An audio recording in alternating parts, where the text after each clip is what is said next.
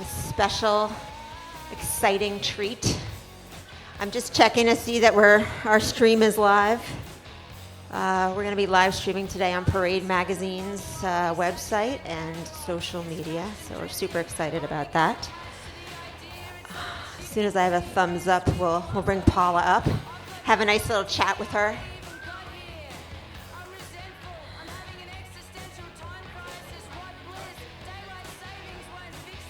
Are we good to go, guys?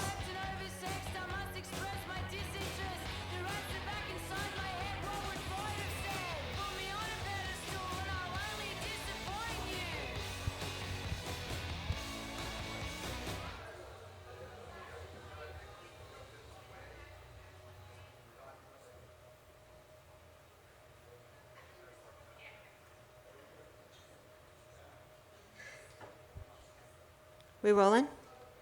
No, we're not rolling. Oh, no. You know, I always say live streaming is like the Wild Wild West. You never know. You never know what.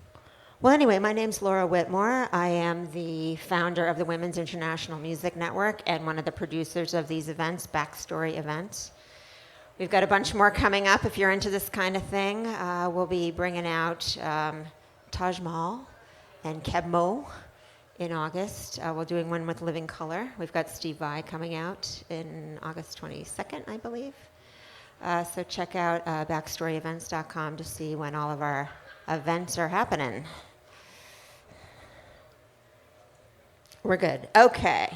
No, we're not good. Oh, okay. Hang on one second. I'm going to go help them get these technical difficulties resolved.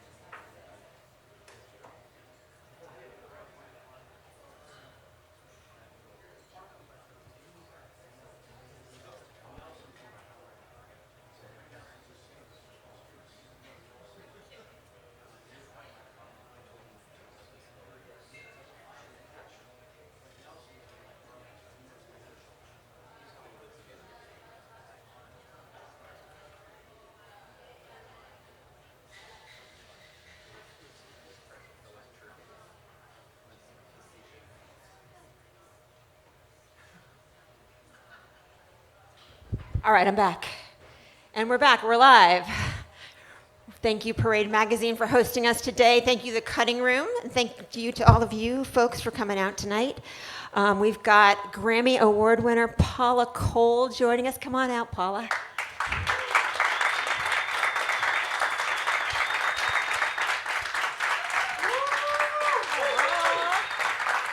Hey, everybody. Hey, thank you. It's Paula and her tea. My tea, and I'm going know to put what it to on do this with it. sparkly chair. Who wants to hold Paula's tea? All right, I need my tea. Hi, Paula. Hi, Welcome to The Cutting Room in Thanks. New York. So I had the privilege of listening to your new album, Ballads, Yeah, thank you. more than once. Very excited. I'm sure these folks are going to be really excited to hear it when it comes out August 11th. Tell us a little bit about the inspiration behind the album. Probably some of you know this story, but I've been waiting to make ballads for what feels like my whole life, because I've been singing standards in the real book my whole adult life, actually since I was about 17, and learning them well before that through my dad. My dad was a professional musician. He was a bass player in a polka band, and he was in Johnny Pritko and the Connecticut High Tones, and they had albums out. So I would go over to the Stereo Hi-Fi, and I'd pull out albums, and I'd see my dad on these albums, and that was something to see your father like that. They were like a mighty wind, you know, with their matching serapes on the beach, holding their instruments, and he had fantastic rhythm, and he played a lot of instruments. He still plays piano beautifully, and I learned a lot of music from him. So this is my music. This is my, I don't know, the swimming pool that I was swimming in most of my years. And somewhere in college, even though I had like a record deal offer from a jazz label, I didn't take it because I kind of made this decision that I wanted to write my own music, and I didn't want to sing Rodgers and Hammerstein's lyrics so much. That wasn't my truth, especially coming from a woman's point of view. So I made that conscious shift to write my own music. Meanwhile, this has been on a back burner for 30 years, and I've been singing on other people's jazz albums again and again and again, and a soundtrack. So I'm like, one of the most known jazz singers that you'll never know. Really, right? So I needed to do it. It's on the bucket list. Yeah, okay. Yeah. So as I listened, I was thinking, well, how did she pick these songs? They must have some special meaning for her. Can you tell us some stories about why you picked some of the songs on the album? We actually recorded 31 songs in 5 days, and there are 20 songs on ballads. So there's still 11 or 12 kicking around. And I could have kept going. They thought I was such a slave driver. You mean we have to stay longer? We have more songs to do? I was so excited. And also, this was driven by a Kickstarter campaign, and it takes a lot of, time and energy to get that going. And then all my fans, overfunded, and I love them so much that I wanted to do as much as I possibly could. So I forgot the question. I do that. I was just wondering about selecting the songs for the album. That's and right. Did they have any special meaning to you? The lyrics couldn't suck, right? There's so many that I love. Naima, for instance, it's a John Coltrane song, and I didn't like Jon Hendrix's lyrics. Not to say that they were bad, it's just they weren't reflective of my truth. So I did it wordlessly to reflect Coltrane more. I think there was an unconscious pull towards songs of joy or songs that I could relate to. Maybe Willow Weep for Me was written by Anne Morel, one of the few standards written by a woman, and it's just badass, has a 12/8 kind of blues feel. There were songs I loved. Some of them I've been singing since I was a teenager, so they needed to come out of me. I also wanted to honor some of the greats, like Billie Holiday and Bobby Gentry and Bob Dylan and Nina Simone. And so I would choose songs that I relate to as lyrics, music, and also paying homage to these amazing artists before me. That's kind of helped me orient and cull. So there's a whole lot to cull from. And, you dedicated the album to your dad, so I was wondering if maybe some of his favorites might be on there. I think so. I never asked him that, but I will now. I think so. Yeah. And I wanted to ask you about the crowdfunding campaign. Had you ever done that before, and what did you learn from that experience? This is my second. I also did a Kickstarter campaign for my first independent album called Raven, and I very much wanted to get off of the majors. They still have a purpose, but I'm not Beyonce, and it's not like music is one aspect of my career. I pretty much worship at the altar of music. It's my everything. I can't have a side business of a clothing line or a perfume or something. Music is my everything, and I didn't want to be told how to make it. I didn't want to have people hanging out in the control room of the studio influencing me or giving me anxiety about wanting a hit or pressuring me about releasing an album during a certain quarter. So I was really happy to be free of that, and I've always produced myself anyway. So it was very natural.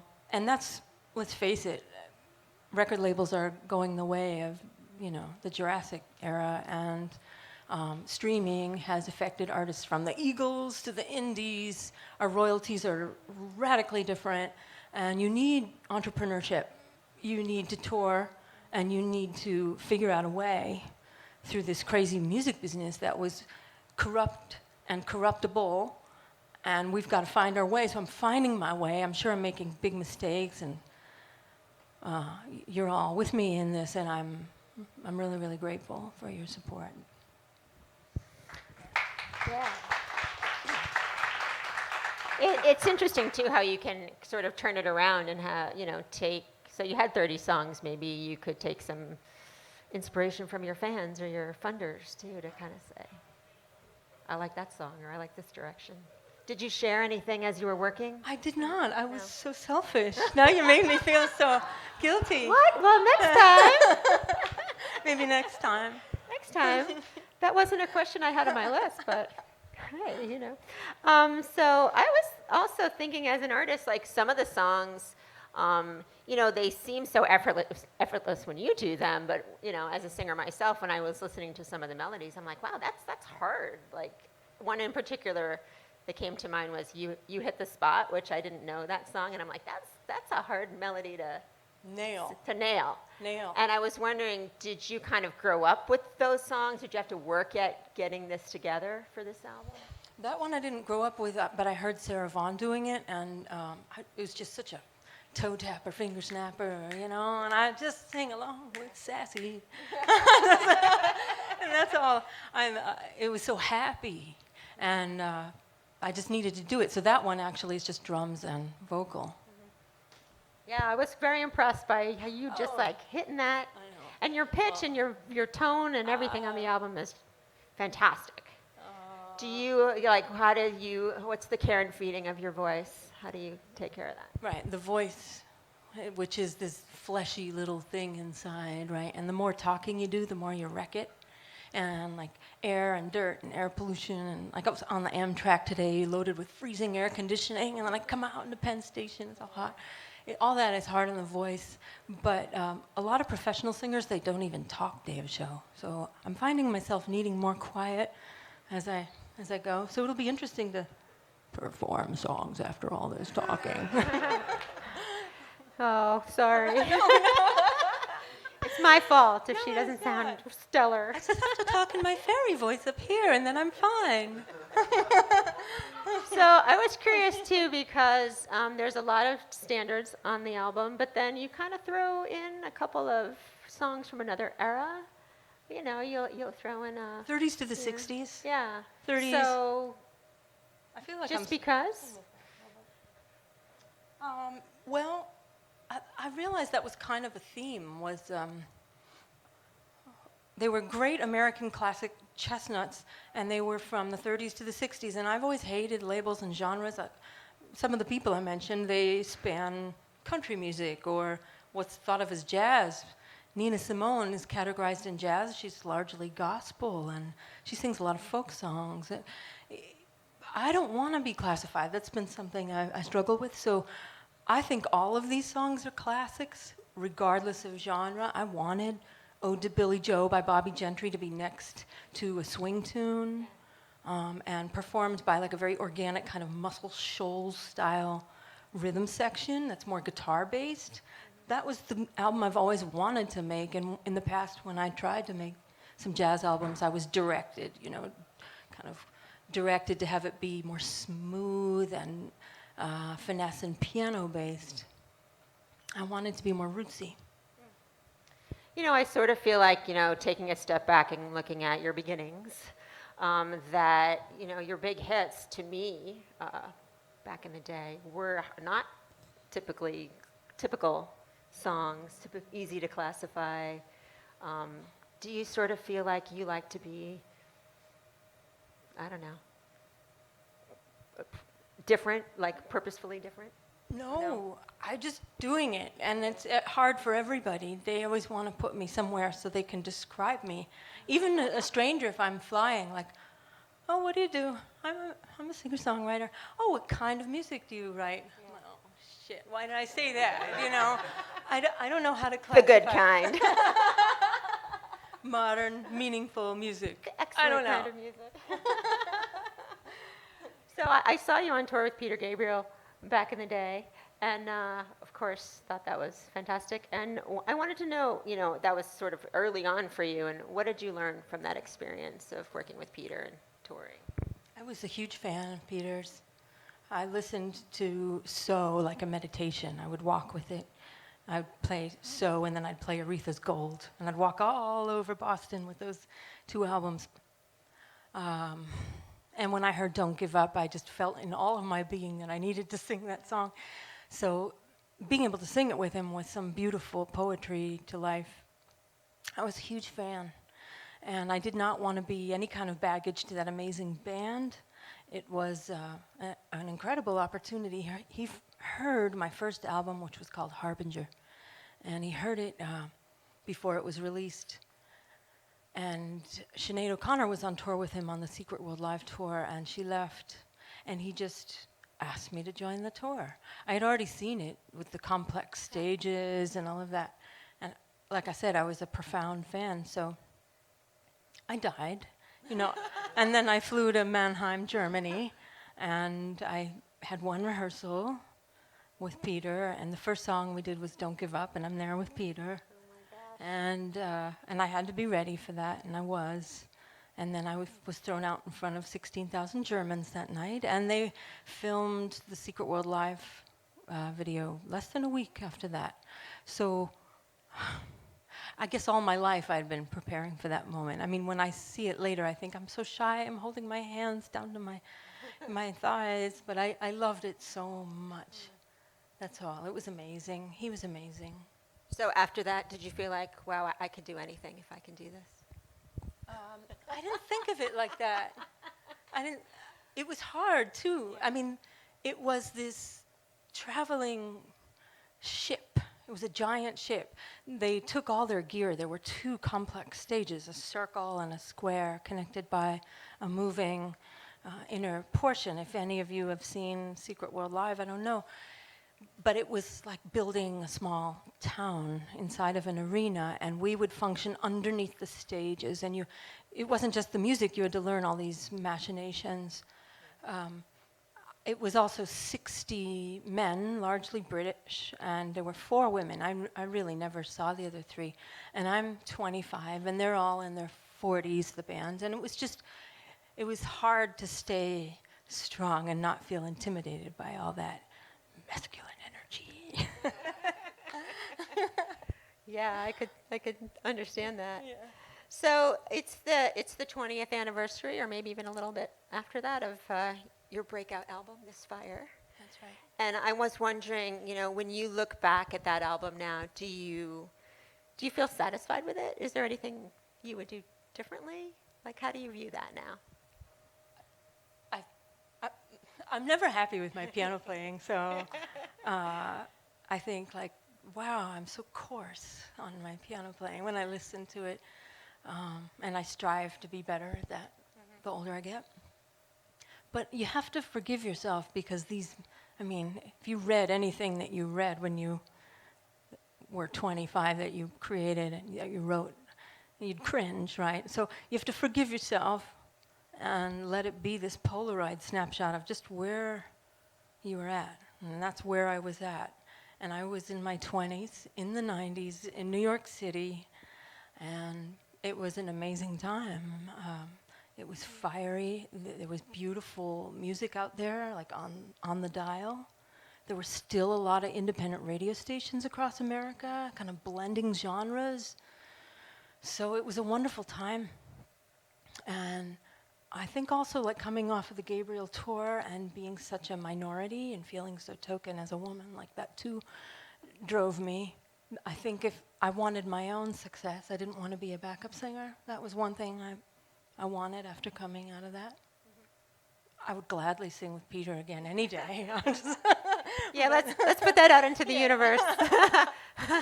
Peter, if you're watching on Parade right now. So you produced This Fire, and at the time, you were the first woman in history to solely produce and receive the Best Producer Grammy nomination, right? And I was wondering what or who inspired you to step into that role, and do you think that acceptance of women in the production role has changed since then? Thank you for asking that question. Definitely Kate Bush inspired me because her music was so incredible. It was so artistic and so different. And I would turn over my cassette tapes, and they would say produced by Kate. And I thought, wow, I feel her hands all over this console. It's just so unusual. And I asked people, was she really that involved? And they said, absolutely. So she did. I found out later that Bobby Gentry also self-produced in a time where women really didn't, especially in country radio. But at that time, I mean, and sadly, it's still true a lot. You can be so accomplished on your instrument. You can have a lot of vision, and people will still kind of tell you what to do. And I was trying to be open with it, but a lot of times it felt inauthentic. So I just had to do it myself. If I hated it, then it was at least my fault, you know. But I was hating it, and it wasn't me. So I had to scrap it. I had to do it myself. That's just how I felt about it. It's too important. Did you get any pushback for taking that role from anybody that you were? Yeah. And some people supported me, and then it was a wonderful thing. But I lost some friends. Yeah, it's hard. Tell us a little bit about your approach to producing. Is it sort of more organic? Are you really tweaky? Like, how do you I'm focus not on that? uber tech. And like producer, you see all these albums through time produced by T-Bone Burnett, produced by whomever. And the title of producer is so varied. It's so different. It's someone could be an emotional negotiator between fighting band members, and they're the producer. Another one could be a fabulous phone book. They put together the amazing session players. Another one could be the engineer who's moved into a producer capacity. Another one could be the songwriter and arranger. They are all aspects of being a producer, and some are more other things than others. I'm not the greatest engineer. I definitely need a great engineer by my side, but I've learned a lot. I'm a good emotional negotiator, and I write my music, and I know what I have in mind. So that's the big one. They say emotional intelligence is like the highest area indicator for success. So, Do you produce other artists too? little bits, but not wholeheartedly. It's been hard to do everything I want to do. I'm sure we all feel that way, right? Yeah, for sure. So your hits like "Where Have All the Cowboys Gone" and "I Don't Want to Wait" were, to me, I think they were just brilliantly written and so inspirational. And I was wondering if you could speak for a minute about the inspiration behind those songs. You've probably been asked this question before, but Where Have All the Cowboys Gone kind of just streamed out of my pen one day, and I'm sure I was picking up unconsciously of the vernacular of Pete Seeger's Where Have All the Flowers Gone, and I just didn't know it, and then out came this poem. And at the time, when I was in a more engineering phase, I had a home studio set up in my bedroom, my apartment, and I made it into a boom ba da bum bum bum bum ba da bum bum, like a rumba feel, you know. Where have all the cowboys gone? Bum ba da bum bum. And nobody liked it, you know. Nobody liked it at all, and I thought, oh, okay. And that went into the coffers, and it bugged me. And it was there in the back of my brain. I thought, that song has potential. And so I re-demoed it a few years later by sampling Ringo Starr at the end of the Sgt. Pepper's Lonely Hearts Club Band album when Paul counts in the reprise of that song. 1, 2, 3, 4. I sampled Ringo, right? And then I looped Ringo, and then I added double dum, and then I added a bridge, right? And it became this thing, and everybody was like, "Oh my God, that's a hit song." So it definitely had incarnation. it was all in the production. And I guess like another initial inspiration for it was XTC, that British rock group, because they were so clever and humor-filled, and I thought that would be really wonderful to write something from a woman's point of view, kind of wink, wink, nudge, nudge about gender roles in a story. And so that, it's a mix of things. I Don't Want to Wait, that was just purely emotion and lightning bolt from my grandparents, really, yeah. So you attended Berklee College of Music. We were talking about this earlier, and as a jazz vocalist, right? Yeah, Yeah. there is a jazz vocalist. And so I was wondering, what were some of the takeaways from that experience that have stuck with you and helped you? That, well, Or did I you didn't have hate it anywhere there? to No, I'm just go. kidding. I didn't have anywhere to go because I was from this small town, and I went to Berkeley, and it was a musical oasis. So I met the people that became my band all through the '90s. Jay Bellerose on drums, who's now like the king of LA session drummer, because T-Bone Burnett found Jay, and Jay is on everything T-Bone Burnett. So I found my band at Berkeley. I think I found what I wanted to do, but in the meantime, I was doing all kinds of things like transcribing horn solos and learning solfege and just becoming a deeper musician. And at the time, it makes you crazy and you wonder why. But ultimately, it makes you just so much richer and more articulate so that you can, like, it helped me as a producer to articulate what I needed. And I was trying to sing jazz, and I thought I sucked. And I was so mean to myself. I'm not sounding like Chet Baker or Ella Fitzgerald, I was so mean, and nobody does. Now that I'm nearly 50, I know that. But so that was hard, and that also helped me arrive at writing my own stuff. And you teach there now, right? Yes. So what do you teach? I teach music. I teach. What I try to do is help these creative millennials become artists. It's parental, part of it, because you're dealing with a generation younger than yourself, and I'm trying to help them have humility to understand the legacy of music, not just the junk food of top 40 now, but where, there'd be no Pink without Janis Joplin, without Bessie Smith or something, and also to go within and start journaling and writing every week, and we come in and look at songs, and I want them to think like an artist, kind of beyond their confines, beyond their comfort. That's the number one. Also helping young women communicate with bands, because the bands still, unfortunately, are primarily male, and the singers are still primarily female. It's still an equation. It's better. When I was at Berkeley, it was 13-1, men to women. Welcome to the world of the music business, right? It's like world of airplane pilots. And so I went, and then I went to the Gabriel tour, no surprise, 60 men. And so I learned to find my way and be comfortable and stand on my own and not let that deter me and just be good, right? So I'm helping young women kind of find confidence and vocabulary. I love that. I want to take your class, Paula. So I wanted to ask you about, let's see, I'm going to skip over a couple of these questions. I just wanted to know, did you ever feel like as a musician at some point in your career that you reached a plateau, and like how did you get past that?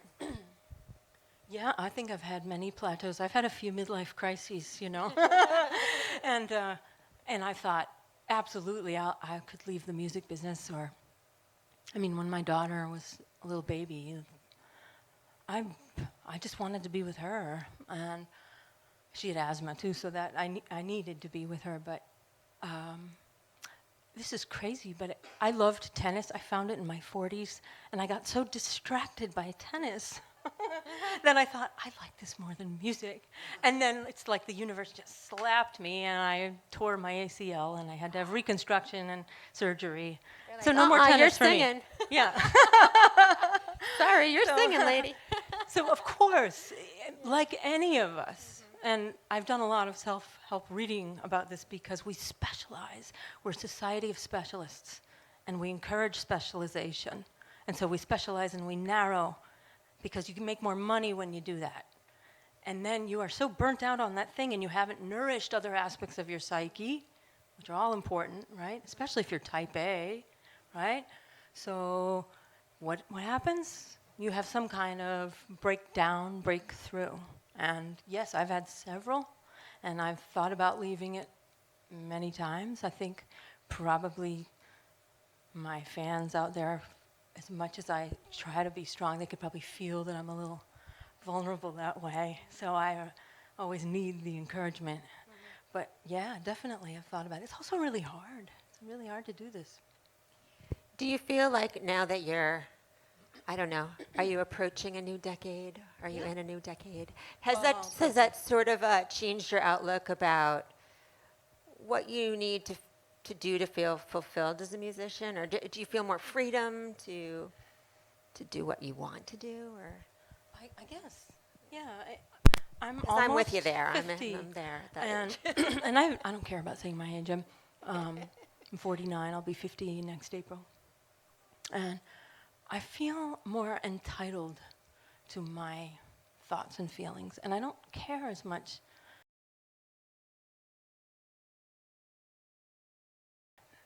So that I feel freer that way, and that's partly like growing my white hair out and probably swearing more. Yeah, probably a few other things too. We're not going to talk about those because we're rated PG. Keep it in. So I see that you've been doing a bunch of touring, and you will be doing some touring, I'm sure, in support of ballads. But you've been doing some other kinds of performances too. Like I saw you did some music, Joni Mitchell music, and so tell us what's coming up for you. That's right. I need to keep it interesting for myself. If you just sing "Where Have All the Cowboys Gone" every single night, that's going to burn you out, right? And I do, and I love it, and I love that we all love it together. It's so fun. But every once in a while, I need stimulation. So recently, I performed here in New York with a whole night, a whole set of John Lennon and Joni Mitchell covers, and I just did a show with this beautiful young artist named Sarah Jarose. And she tours with the Punch Brothers, and I'm with her. She just won 2 Grammys this year for Best Folk Album and Best Roots Performance. She's a beautiful banjo player, so we had to tweak the set all like Americana, and I was singing Emmylou Harris parts. It was beautiful. I'm so happy to do that. I love that stuff. And there have been other things too that I can't remember now. I mean, but ballads is so different for me. It's wonderful. I had a piano lesson the other day. I haven't had a piano lesson since 9th grade, so. What do you need to learn? Oh, I need to learn a lot. I told you I have an inferiority complex about my piano playing. Okay, well, and then I was just wondering, are you working on original music as well? I mean, you probably always are, but You know, not right now. No? Not right now. I'm so, I don't know, distracted. Yeah. And it's a lot of effort just talking about it and putting it into the world that I'm like, I'm out in the world. When I'm hibernating post-album release, interviews, publicity, that's really the rich inner creative time for writing, I find. And you can't spend too much time in either place. You get really depressed if you're hermiting away all the time as a writer, or you get shallow if you're talking about yourself all the time. I'm so great, you know. And you burn out, too. I don't have the stomach for that as much as some other artists can do it. I'm trying, but it's a dance and it's a balance, and that's the hard part, right? So I'll get there. Well, great. Yes, I'm sure you will. So I think at this point we're going to see if we have any questions from the audience, and we don't have questions from the audience. Oh no, that's good. I was just saying yes. I'd love it if you thought of something interesting. Is there anybody out there who would like to ask a question? Yeah. Can you come up and? Oh, right, because we're live all over the world. Yes, we are. We're live all over the world. And here you go. Thanks. It's great to see Hi. you. Hi, how are you doing? I'm Dan. I got to see you in '91. I think it's LA and Philadelphia with Jeffrey Gaines. And with your Harbinger album, bought it right away at Tower Records. Wow. So it was just such an inspirational album. Curious, what was Hitler's Brothers were 2 really great songs, just, I don't know, you just had the sound. And your drummer, I think, did a kid xylophone for 5 minutes banging on it, and it was just unbelievable. So just was curious about that. Yeah, thank you, Dan. Harbinger was my first album. It was released in 1994. I made it in 92, 93, and that's the one that Peter Gabriel heard. And it was definitely coming from an internal place. Literally, the album cover is me with short, dyed black hair and my nose ring and my boots, and It's very much my beginning of finding myself, and a lot of those songs come from my childhood. Happy Home, so much about, I guess I've been trying to live out my mother's dream a little bit, and that's what the beautiful psychologist Carl Jung says we all do, that the greatest impetus for our lives is living out the unfinished dreams of our parents. And my mother is this beautiful artist. That's another thing on my bucket list, is to help the world see her work. But I know that I've been trying to sing, so the women in my family who never got the shot, my great-grandmother was offered to tour with a symphony. Nope, couldn't do it. It would bring shame to the family. Can you believe such a thing? It was so Victorian, but no. And my mom had us young, and I felt the pressure and the sadness of that. So that informed songs like Happy Home. Growing up in a small New England town, Rockport, Massachusetts, and being a bit perfectionistic, but struggling with myself, that's all in Bethlehem. The quietness, the feeling suffocated by the tininess of my quintessential New England village, right? Knowing that I needed to come to New York City. Those were the biggest impetus for Harbinger. And that really makes so much sense now, looking back on it. Hitler's Brothers was just, constructive anger. Yeah. Thank you. Do we have any other another question? Hi, Paula. Hi, Vincent. Your voice is, I've rambled on to you about it 100 times.